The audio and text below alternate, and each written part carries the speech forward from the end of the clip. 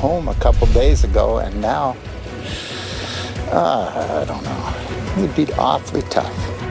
The Lewis and Clark College community is hurting today. Administrators tell us last night a student died and 2 others were injured.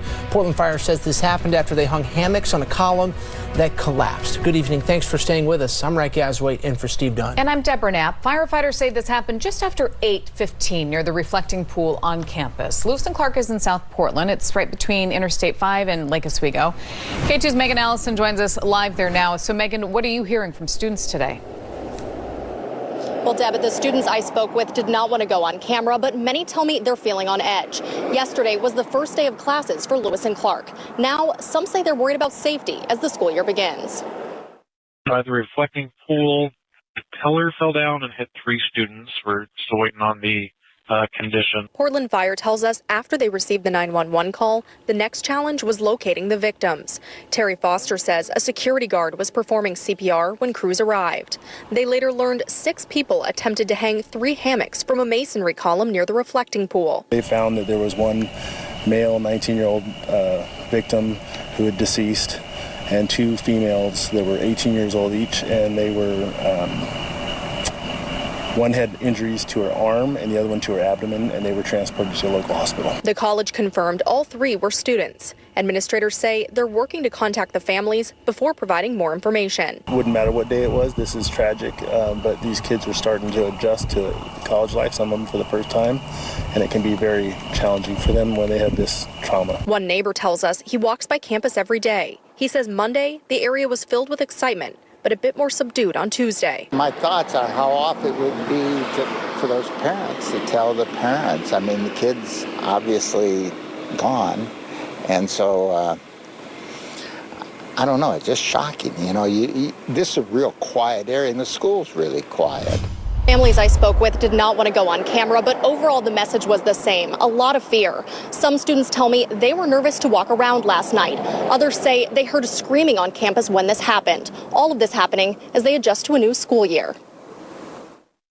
One person saying the patient's head is crushed and lots of yelling. First responders tell us after the 911 call came in, the next challenge was finding the victims. When they arrived, Portland Fire says a security guard was performing CPR. They found a 19-year-old male dead at the scene. One woman injured her arm and another her abdomen. Probably the biggest challenge was finding them with multiple gates to a large facility. When we were able to finally locate them, we were able to get all the apparatus pretty close, but we had to use sidewalks that were really wide to drive on. Terry Foster tells us this was a masonry column that collapsed with 20-inch by 20-inch bricks. This is terrible. Yeah, there's nothing. I mean, this is obviously unexpected. For everybody that was involved, including the students here, so we really want to be cognizant of their feelings right now. The college confirmed all 3 victims were students. Staff say they're working to contact families and will report more information as it becomes available. And then you're going to press the plunger into their nose.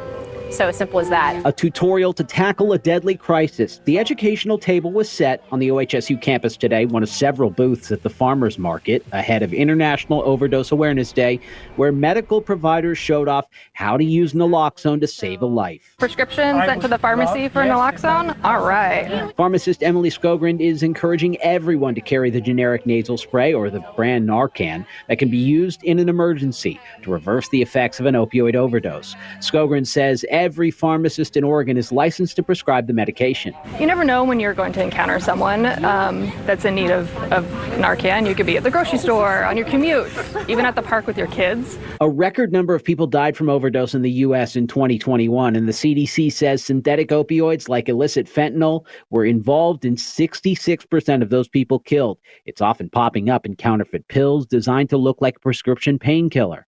Fentanyl is so potent. It's way more potent than the heroin. It's more potent than any of the prescription opiates, your oxycodone and your morphine.